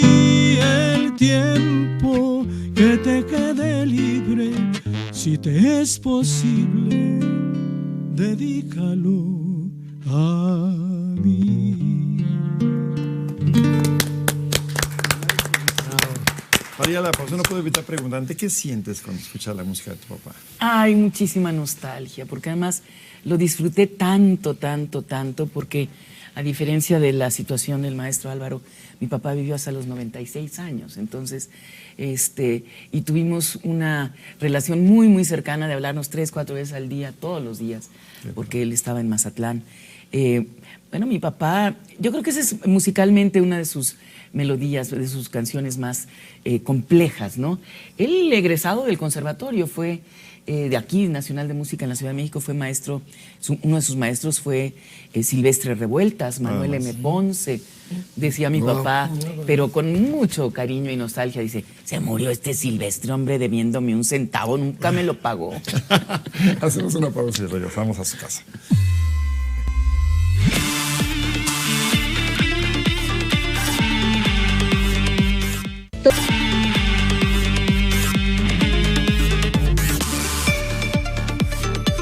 Ahora sí, desafortunadamente sí estamos en la recta final y me gustaría este pequeño bloque, Angélica, y pedirle a Jesús y Álvaro esa referencia que hacías, el recuerdo a bote pronto que tienes de tu papá, lo que significó tu papá y cómo trascendió esto en ti y en tu hija María, esa influencia tan fuerte y la tuya misma. Yo creo que su capacidad de recibir en su vida, en su atención, en su casa, a cualquier persona. Él se dirigía exactamente de la misma manera al señor que vendía el periódico en el puesto, al señor que volea los zapatos ahí en esa silla, o al presidente de la República. Sin ninguna diferencia de clase, sin ninguna diferencia socioeconómica, nunca consideró esas cosas. Él veía a la persona y el valor que tenía esa persona en sí misma. Y eso me parece que es muy importante, porque vivimos en un país donde hay muchas jerarquías sociales y eso nos divide. Acaban de hacer una entrevista larga con el expresidente de los Estados Unidos, Obama, respecto de lo que es Estados Unidos hoy, que están prácticamente al borde de una guerra civil, como lo vamos a estar nosotros si no nos entendemos, si nos platicamos las cosas. Como Francia estuvo a punto de una guerra civil hace unos meses y trataron de acallar la cosa para que no se sintiera tan alterado el ánimo social. ¿Y tu papá en ti, en tu hija María, cómo trascendió familiarmente esa influencia tan fuerte y con tu talento propio? Pues un hombre muy exigente, muy estricto, completamente generoso y muy buena persona, muy noble. Nunca nos pegó, pero en el momento en que empezó a hablarle a uno de usted, era, ¿qué pasó, mijita? ¿En qué habíamos quedado? Usted no se comprometió. Ya mi papá se enojó. Porque claro, él decía, es que no pueden fallar. O sea, si fallan en esto, ¿cómo van a llegar a las medallas olímpicas? No puede ser. O sea, termina la frase, se pone el punto. Es que se me olvidó. No se te puede olvidar. Son cosas que tienes que hacer. Entonces, muy exigente. En ese sentido, uno se vuelve muy exigente consigo mismo, ¿no? Claro. Perfeccionista al máximo. Por eso decía, nunca se presenten en un escenario sin ensayar. Álvaro, tú mucho lo refería a Angélica, desafortunadamente muy joven, parte de tu papá. Mucho de lo que tus hijos conocen de tu papá, de su abuelo, contado por ti. Claro, sí. Y yo soy de los hermanos, bueno, soy el hermano mayor, el que más se acuerda de mi papá. Y aún así no lo logré aprovechar en todo lo que yo quisiera haberlo aprovechado, ¿no? Pero sí me tocó verlo componer, me tocó verlo cantar. Cada vez que había un festejo, un Día de la Madre, le daba serenata a mi mamá al pie de su cama, sentado al pie de su cama. Mi mamá grababa todas esas intervenciones. Era un hombre muy alegre, pero también romántico, y un hombre muy preparado. Desde niño, él viene de una cuna muy humilde, de allá de la Costa Chica de Oaxaca. Él es afromexicano, afrodescendiente. Entonces tenía las tres culturas enredadas en su alma, ¿no? La europea, que es la dulce, la espiritual, que es la indígena, y todo el blues y el dolor profundo que tiene la raza negra, pero musical, ¿no? Y rítmico. Entonces él captó todo eso, y yo se lo capté también en su forma de ser. Creo que esas tres raíces lo fueron conformando a él. Entonces, cuando era muy niño, a diferencia de sus hermanos, él se comía los libros. Le gustaba la mitología griega. Entonces mi abuelo lo castigaba muy seguido, porque pues allá en la Costa Chica en aquel entonces, estamos hablando de 1920, de los 20, se acostumbraba a que los hombres tenían muchos hijos para que lo ayudaran a los agricultores a trabajar la tierra. Tenían muchos hijos, y no con una sola mujer, tenían por ahí varios. Decían que eran los de riego y los de temporal, ¿no? Entonces mi papá era de los de riego, o sea, de la familia. Sí. Y era el mayor, y entonces de repente lo castigaban porque lo encontraban abajo de un árbol, mi abuelo, mientras los hermanos estaban ahí perdiendo el tiempo en la lectura, comiéndose los libros. Y entonces yo creo que eso marcó mucho su vida, el estar preparado, el manejar bien el lenguaje. Y si te fijas en sus canciones, tiene mucho de literatura, de los grandes literatos. Fíjate que una buena canción, y eso lo sabía, me lo dijo también el maestro Ferrusquilla, porque platicábamos de esto. La literatura te enseña algo muy importante para la composición. Primero tienes que en los primeros renglones atrapar al que escucha o a ti mismo, atraparte dentro de lo que va a ser la canción. Te atrapa, ¿no? En un lugar de la Mancha de cuyo nombre no quiero acordarme. Ah, caray, ¿por qué no se quiere acordar? Ya te atrapó el cuate, ¿no? Luego viene la parte del medio de la obra literaria, que es el clímax. Y después viene el remate. Y el remate es una frase o un renglón que te dan ganas, que te deja tan grabado en la mente y en el corazón, que te dan ganas de volver a ver la obra y volver a ver. Marida del Corte Jesús, hasta donde entiendo, tu papá no es compositor, no es cantante, pero el papá es el papá. Yo tengo muchas cosas que agradecerle a la vida. Y sin duda una de manera muy especial los papás que tengo. Mi mamá falleció hace apenas unos meses. Todos los días la extraño. Y ha sido ellos su vida entera. La dedicaron, en el caso de mi mamá, que ya falleció, mi papá la dedica el tiempo completo a sus hijos.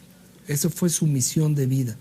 Y es algo que se dice muy fácil, pero es muy complicado uno que ya es papá hacerlo. Son para mí un ejemplo de lo que sí debo de hacer o de lo que aspiro a hacer como papá. Y ellos, gracias a ellos, yo digo, todo lo bueno que pude haber hecho ha sido gracias a que siempre estuvieron, me apoyaron, me respaldaron, al igual que a mis dos hermanos, Didier y Anevi.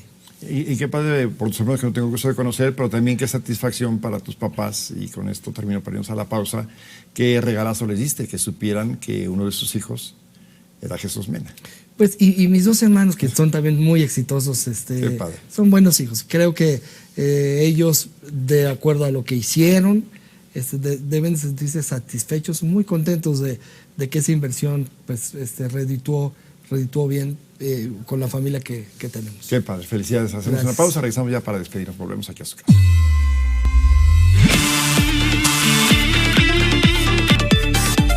Bueno, dicen muy bien que todo lo que empieza termina, y pues Angélica, ha sido de verdad un privilegio el tenerte.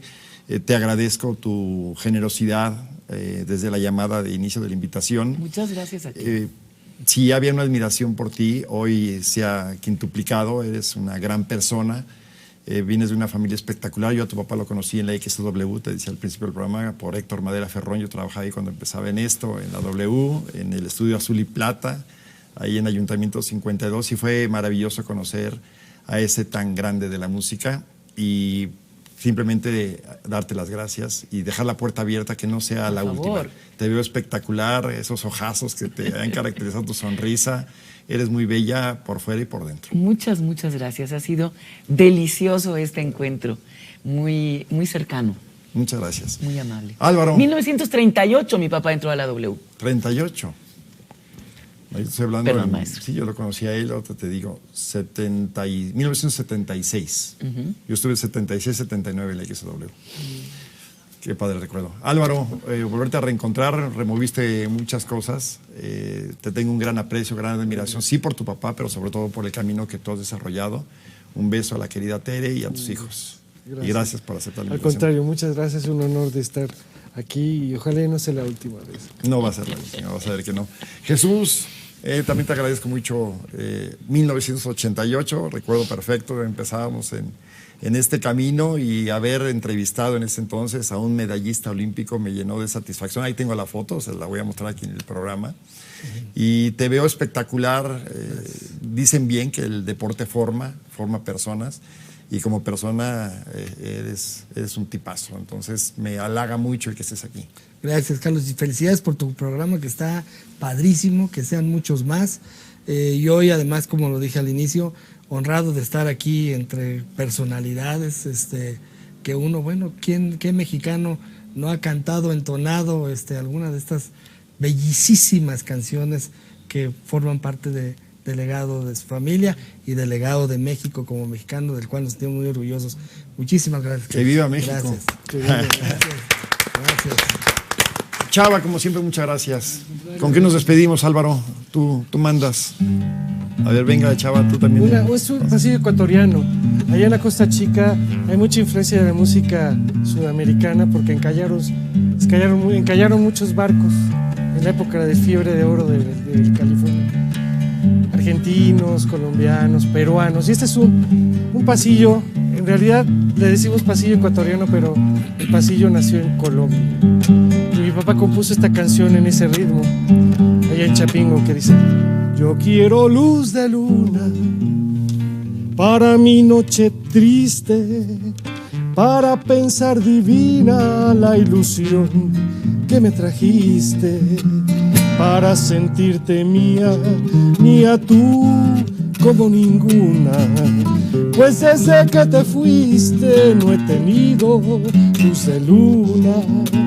Yo siento tus amarras como garfios, como garras que me ahogan en la playa de la farra y del dolor. Si llevo tus cadenas arrastras en mi noche callada, que sea plenilunada, azul como ninguna. Pues desde que te fuiste no he tenido luz de luna. Pues desde que te fuiste no he tenido luz de luna. Si ya no vuelves nunca, provincianita mía, a mi celda querida que está triste y está fría.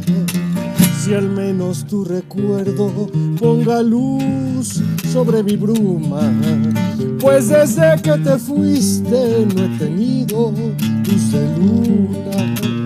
Yo siento tus amarras como garfios, como garras que me ahogan en la playa de la farra y del dolor. Si llevo tus cadenas arrastras en mi noche callada, que sea plenilunada, azul como ninguna, pues desde que te fuiste no he tenido luz de luna, pues desde que te fuiste no he tenido luz de luna.